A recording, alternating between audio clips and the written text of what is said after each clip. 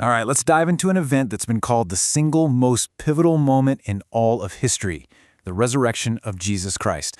We're going to walk through the narrative from the source material, unpack the meaning behind some of the key moments, and look at the arguments for why so many believe it to be true. And really, it all comes down to this one sentence. This is the explosive claim reportedly delivered by an angel at an empty tomb that completely changed the course of history. Everything that follows is really an attempt to understand and grapple with these 9 world-altering words. Okay, so how did we even get to that dramatic declaration? Well, the story unfolds over 3 incredibly packed, pivotal days. To really get a handle on the claim, you first have to understand the timeline. So let's break down exactly what the source says happened, step by step. So on Friday, the source reports these huge cosmic disturbances right at the moment of Jesus' death. We're talking darkness, an earthquake, and even tombs opening. He's then buried, and the tomb is sealed with a massive stone. But then, on Saturday, the authorities start to get nervous. They remember that Jesus said he would rise in 3 days, so they go get official permission from the Roman governor, Pilate, to post a guard and make that tomb secure. All of this just sets the stage for the absolute shock of Sunday morning.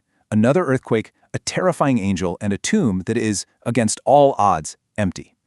Now you have to understand, these weren't just described as random supernatural events. According to the source, they were deeply symbolic. So what did it all mean? Well, let's start with that moment the curtain in the temple was torn. This curtain wasn't just some piece of fabric. It was this massive, heavy veil that physically and spiritually separated the holiest part of the temple, what was thought to be the very presence of God, from everyday people. The source makes a point to say it was torn from top to bottom, which is presented as a deliberate act of God, not of man. The message was meant to be crystal clear. The barrier was gone. What had been a symbol of separation was now an open door, signifying that through Jesus' death, humanity could have direct access to God. And what about those tombs that reportedly opened? The source uses this really powerful language to explain it. This wasn't just a random miracle. It was presented as a declaration of war. The idea here is that at the very moment Jesus died, he was actually launching an offensive against death itself. Those people who were reportedly raised to life were just the first sign that death's power was beginning to crumble. This brings us right to the core physical evidence of the whole story, the empty tomb. But for the religious and Roman authorities at the time, this wasn't just a mystery, it was a serious political and religious problem. Why? Precisely because they had gone to such great lengths to make sure that grave was secure. And let's be really clear about the level of security we're talking about here. First, a massive stone, probably weighing over a ton, that would take several strong men just to move it. Second, an official Roman seal was placed over the stone. Breaking that seal was a capital crime. And third, a detachment of trained Roman guards was posted with one job and one job only: make sure nothing happens to that body. With that kind of security, with the enemies of Jesus themselves guaranteeing its integrity, this becomes the absolute central question. The tomb was sealed, it was guarded, and its location was known. Then, it was empty. So, what happened? Well, according to the source, the very first explanation actually came from Jesus' enemies. The terrified guards ran and told the chief priests everything. The angel, the empty tomb, the whole deal. Their response wasn't to investigate a miracle, but to create a cover story. They bribed the soldiers to spread a rumor that the disciples came and stole the body. And the source makes a crucial point here. You don't invent a cover story for something that didn't happen. The very act of creating this story implies something undeniable took place that needed explaining away. Now, the stolen body story was the first alternative theory, but it certainly wasn't the last.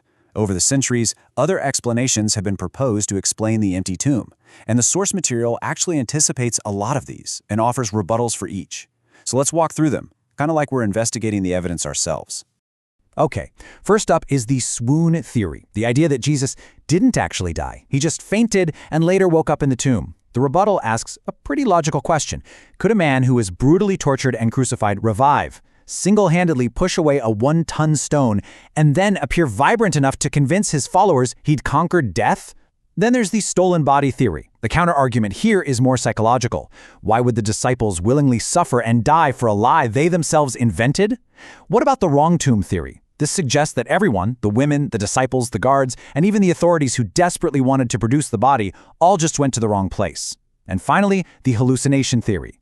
The source points out that Jesus reportedly appeared to over 500 people at once, and group hallucinations are incredibly rare. Plus, he ate food with them. Do hallucinations eat fish? So, beyond all the arguments about the physical evidence, the source points to another kind of proof, the immediate, undeniable impact it had on the world, starting with the very people who are actually there.